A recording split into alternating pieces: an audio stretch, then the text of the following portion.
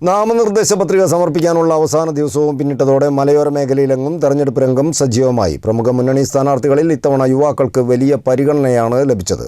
പരിചയസമ്പന്നരുടെ നിരയും ഒട്ടും കുറവല്ല. എന്നാൽ മുക്കം നഗരസഭയിലെ നീലേശ്വരം ഡിവിഷനിൽ ഇത്തവണ ഇടതുമുന്നണി സ്ഥാനാർത്ഥിയായി ജനവിധി തേടുന്ന എ കല്യാണിക്കുട്ടി മത്സരരംഗത്ത് ഇത് 7ാം തവണയാണ്. ആ വാർത്ത കാണാം ഇനി. തദ്ദേശ തെരഞ്ഞെടുപ്പിൻ്റെ നാമനിർദ്ദേശ പത്രിക പിൻവലിക്കാനുള്ള അവസാന ദിവസവും കഴിഞ്ഞപ്പോൾ മലയോര മേഖലയിൽ ചിത്രം തെളിഞ്ഞിരിക്കുകയാണ്. മുക്കം നഗരസഭയിലെല്ലാം തെരഞ്ഞെടുപ്പ് പോരാട്ടം അതിൻ്റെ മൂർധന്യത്തിൽ എത്തിക്കഴിഞ്ഞു. ഇനി 2 ആഴ്ച മാത്രമാണ് പ്രചരണത്തിനുള്ളത്.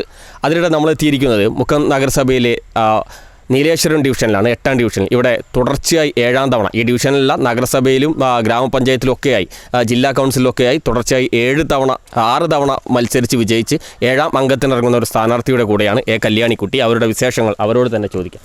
ഇപ്പോൾ 7ാം തവണയാണല്ലോ മത്സരം.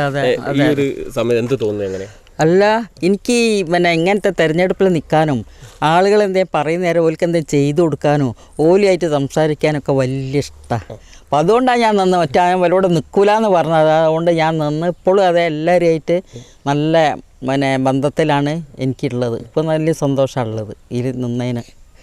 എന്തെങ്കിലും ചെയ്തു കൊടുക്കാൻ കഴിയല്ലോ എന്നുള്ളത് ആ ഒരു സന്തോഷം എനിക്കുണ്ട്. ഇത് ശരിക്ക് ഈ കൂടുതൽ തവണയും നിന്ന് വിജയിച്ചത് തോൽക്കും എന്ന് പലരും പറയുന്ന ഒരു ഡിവിഷനുകളാണല്ലോ. അപ്പോൾ ആദ്യ മത്സരം ജില്ലാ കൗൺസിലേക്കായിരുന്നു. അതിൻ്റെ ഒരു അനുഭവം എങ്ങനെയായിരുന്നു? ആദ്യ മത്സരം ജില്ലാ കൗൺസിലിൽ ഞാൻ മത്സരിക്കുന്ന സമയത്ത് എനിക്ക് പേടിയായിന് സ്റ്റേജിൻ്റെ മുകളിൽ കയറാൻ വേണ്ടിയിട്ട്. സംസാരിക്കാനും അറിയില്ല ഇനി.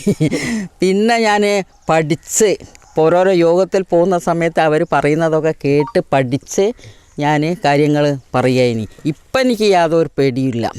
ഇപ്പം ആരെയും എന്തിനേയും ഒക്കെ നേരിടാൻ എന്നുള്ള ഒരു ആത്മാർത്ഥ വിശ്വാസം എനിക്കുണ്ട്. ആരും എന്നോട് അങ്ങനെ ഒന്നും പറയാറുമില്ല. നമുക്ക് ആവശ്യമില്ലാത്ത കാര്യങ്ങളൊന്നും എന്നോട് പറയലുമില്ല.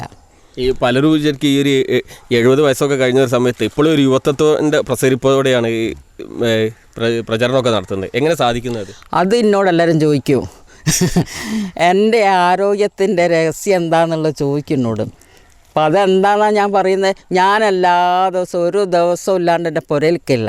ഓരോരോ പ്രശ്നത്തിൽ ഇടപെട്ട് അവരെ കാര്യങ്ങൾ ചെയ്തു കൊടുത്തും ഓരോ കൂടെ പോയിട്ടും എൻ്റെ അടുത്ത് എൻ്റെ വാർഡിലുള്ളവർ എന്തെങ്കിലും ഒന്ന് പറഞ്ഞാൽ ഞാൻ ഓല കൂടെ പോവും, ഓല പുരയിൽ പോവും. എന്താണ് പ്രശ്നം എന്നുള്ളത് പഠിച്ച് ഞാൻ കാര്യങ്ങൾ ചെയ്തു കൊടുക്കും. ഒരാൾക്കും എന്നെപ്പറ്റി എൻ്റെ വാർഡിൽ ഒരു അഭിപ്രായ വ്യത്യാസവും ഇല്ല. ഇപ്പോഴും പരിചയപ്പെടുത്തേണ്ട ഒരു ആവശ്യമില്ല. ഇപ്പോൾ ഈ വാർഡിലൊക്കെ ഇപ്പോൾ വാർഡിലൊക്കെ ചെല്ലുമ്പോൾ എങ്ങനെ ആൾക്കാർ ഒരു വാർഡിലോ ഞാൻ എന്നെ അറിയാത്ത ഒരൊറ്റ വീടുമില്ല. എല്ലാവരും ഞാനായിട്ട് അങ്ങോട്ട് ചെല്ലുന്ന സമയത്തിന് കല്യാണിക്കുട്ടിയല്ലേ എന്ന് ചോദിച്ച് നല്ലൊരു ബന്ധം എന്നോട് ഉണ്ട്. ബാക്കിയുള്ള ഇതിൻ്റെ തൊട്ട് മുമ്പുള്ള തെരഞ്ഞെടുപ്പിലൊക്കെ ഉള്ള ഒരു ആ ഒരു രീതി തന്നെയാണോ ഇപ്പോഴും?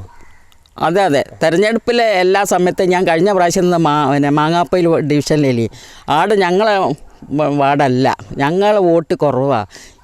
ഞാനും വോട്ട് കുറയുന്നുള്ള എല്ലാ ഡിവിഷനിൽ എന്നെ നിർത്തലും ഞാൻ നിൽക്കലും ഞാൻ അവിടെ നിന്നൊക്കെ ജയിക്കലുണ്ട്. അതിൻ്റെ മുമ്പ് മുത്താലത്തൊന്നും ഞാൻ ജയിച്ചു പോകുന്നു. ആടെയും ഞങ്ങൾക്ക് വോട്ടില്ല. അപ്പോൾ അങ്ങനെ നിൽക്കുന്ന സമയത്ത് ഈ വാർഡ് അത് തന്നെയാണ്. അന്നപ്പോൾ ഞാൻ വന്ന് നിന്ന് നോക്കാമെന്ന് വിചാരിച്ച് ജയിക്കുകയാണെങ്കിൽ ആളുകളോട് സംസാരിച്ച് നോക്കാമല്ലോ. മുമ്പ് ചെയ്തിട്ടുള്ള കാര്യങ്ങൾ കണ്ടാൽ അറിയാം. അടുത്ത വാർഡാണ് 9ാം വാർഡ്. അത് കണ്ടാൽ അറിയാം എൻ്റെ പ്രവർത്തനം എന്താണെന്ന്. അതെല്ലാവരും പറയുന്നുണ്ട്. അപ്പോൾ ഞാൻ ഇവിടെ കിഴക്ക് വീട്ടിൽ സംജുവിൻ്റെ വീട്ടിൽ വോട്ട് വയ്ക്കാൻ പോയി. അവിടെ അപ്പോൾ സംജു കരഞ്ഞുകൊണ്ട് പറഞ്ഞ കല്യാണിച്ചി, ഞാൻ പുറം ലോകം കാണില്ല, എനിക്കെൻ്റെ വീട്ടിലേക്ക് ഒരു വഴിയില്ല, നിങ്ങളൊരു വഴി ഉണ്ടാക്കി തരണം. ഞാൻ പറഞ്ഞു ഞാൻ ജയിച്ചാൽ തീർച്ചയായിട്ടും ഞാൻ വഴി കഴിഞ്ഞാൽ ഉണ്ടാക്കി തരും എന്ന് പറഞ്ഞ് ഞാൻ സ്പോൺസർ ചെയ്ത് നമ്മൾ മുക്കത്തുനിന്നൊക്കെയാണ് ഞാൻ പൈസ വിരിച്ചത്.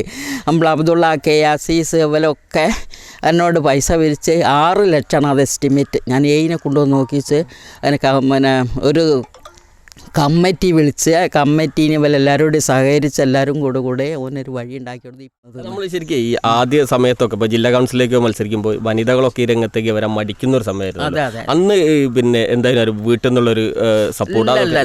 വീട്ടിൽ നല്ല സപ്പോർട്ടാണ് എനിക്ക്. എന്തായാലും ഞാൻ രാത്രിയൊക്കെ ആയിട്ട് എല്ലാ ദിവസവും വീട്ടിലെത്തല്. അപ്പം ഞാൻ ഇടയ്ക്ക് പോയിന്നോ എന്തിനു പോയിന്നോ ഒന്നും എന്നോട് വീട്ടിൽ നിന്ന് എൻ്റെ മോനും ചോദിക്കുകയില്ല എന്നോട്. ഇപ്പോഴും അതാ ഞാൻ ഇങ്ങനെ പോവുകയാണ് കേട്ടോ എന്ന് പറഞ്ഞു തരാം പോകുന്നത്. അതിനൊന്നും ഒരു തടസ്സം എനിക്കില്ല. പിന്നെ എവിടെ നമ്മൾ നല്ല കാര്യത്തിനാണ് പോകണതെന്ന് വീട്ടുകാർക്ക് അറിയാം.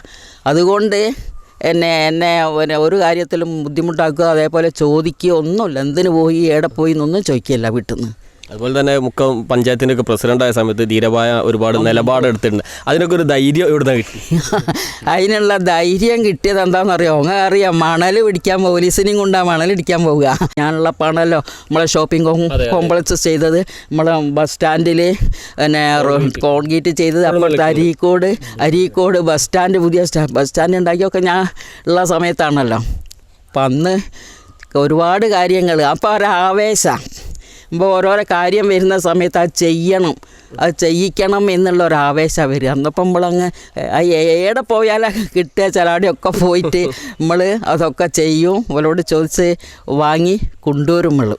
ഇപ്പോൾ പാർട്ടിയിൽ നിന്നും പ്രവർത്തകരിൽ നിന്നും കുടുംബത്തിൽ നിന്നൊക്കെ ഉള്ള ഒരു പിന്തുണ തന്നെയാണല്ലേ ഇതിന്? അതെ തന്നെ, പാർട്ടിയിൽ നിന്നും കുടുംബത്തിൽ നിന്നും ഒക്കെ ഉള്ള, അതേപോലെ തന്നെ ജനങ്ങളെ സമീപവും എവിടെ പോയാലും ഞാൻ അറിയാത്ത എല്ലാവരും നല്ല ബന്ധത്തിലാണ്. അപ്പോൾ ആ ഒരു നല്ലൊരു സമീപനം എനിക്കുണ്ടെങ്കിൽ ഞാനിപ്പോൾ എന്തെങ്കിലും കാര്യം പറഞ്ഞാലും ഓല് അത് ചെയ്യിപ്പിക്കണം എന്നുള്ളൊരാവശ്യം നാട്ടുകാർക്കുണ്ട്, ജനങ്ങൾക്കുണ്ട്. അപ്പം നമ്മളിപ്പോൾ എവിടെ ചെന്നാലും നല്ലൊരു ബഹുമാനം എന്നോടുള്ളത്. അപ്പോൾ അതൊരു അഭിമാനമാക്കി. തീർച്ചയായിട്ടും കല്യാണിക്കുട്ടി പറഞ്ഞതുപോലെ 7ാം അംഗത്തിന് ഇത്തവണ ഇറങ്ങിയിരിക്കുകയാണ്. നീലേശ്വരം ഡിവിഷനിലാണ് ഇറങ്ങിയത്. വളരെ വിജയപ്രതീക്ഷയിൽ തന്നെയാണ്. ക്യാമറാമാൻ ആദർശിനൊപ്പം സി ഫസൽ ബാബു.